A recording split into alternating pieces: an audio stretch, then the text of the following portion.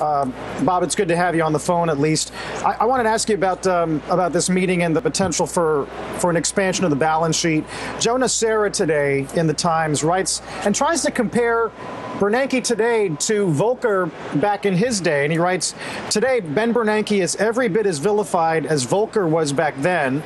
Yet the Fed remains politically independent, and like Volcker, he has the right to chart the course he believes best, even despite criticism from the likes of Rick Perry and so forth. Do you think that's even remotely possible? What's possible, Carl? I'm sorry, Bob, what'd you say? What are you asking me is possible?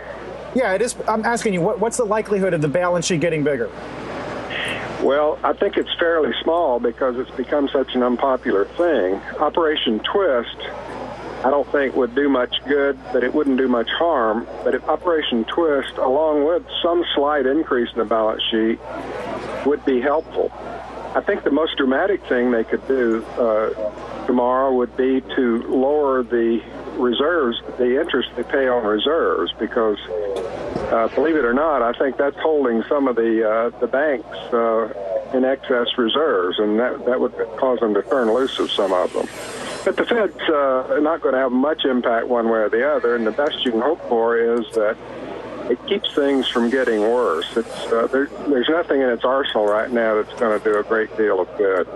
I agree that fiscal policy is where the game is, and that seems to be going in the wrong direction.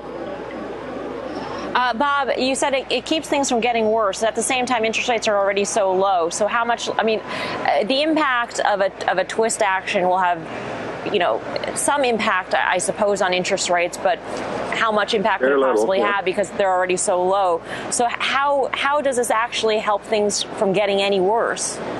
Well, let's go back to QE2. Everybody says it didn't do anything, but I think it averted disaster.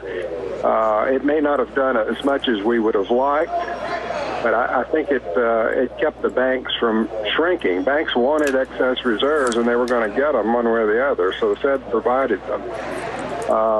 So a little bit more balance sheet expansion, perhaps some reduction in the interest on payments will have an effect at the margin. It just won't be very large. Doug, why do you think whatever they do tomorrow, why do you think it is not as impactful on stocks as it was a year ago? Have we just become numb to Fed expectations in general? I wouldn't say numb, Carl, but we sort of learn from our shared experience. And I would agree with Mr. McTeer completely. I mean, last year there was a desire to hold very large cash balances. I think cash balances right now are already very large. So, could demand for cash get a little greater? Yes. But again, I think each time we do this exercise, we sort of A, learn a little bit from the past, but B, I think temper our expectations about how strong the impact will be. Have you brought down your year-end expectations?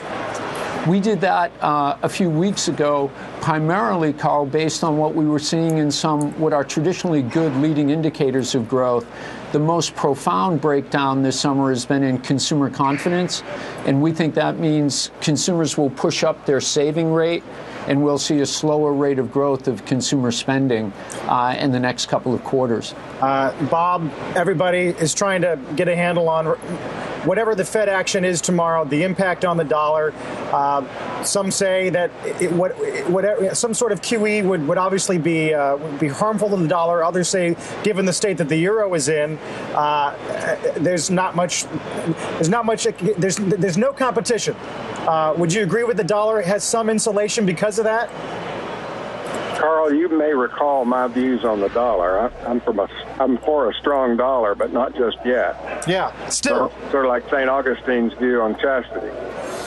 We actually could use a weak dollar. It'd be unfortunate, I think, for the dollar to strengthen very much, because exports are one of the bright spots in our economic future, about the only one, as a matter of fact. But Bob, that op-ed is what? Is that 3 years old? It's timeless, Carl. Well, when it's time for a stronger dollar, you got to let us know. Now, think of it this way. A strong dollar is good for your standard of living. A weaker dollar is better for aggregate demand and getting out of a deep hole. Bob McTeer, Doug Cliggott, thank you guys. Of course, we have all day today to ponder this, and then some of tomorrow as well. Thanks to the two-day meeting that Bob actually told us last time would be a bit of a seminar on some of the possible And that's why they extended actions. it to 2 days as opposed to the originally one. Just one. Exactly.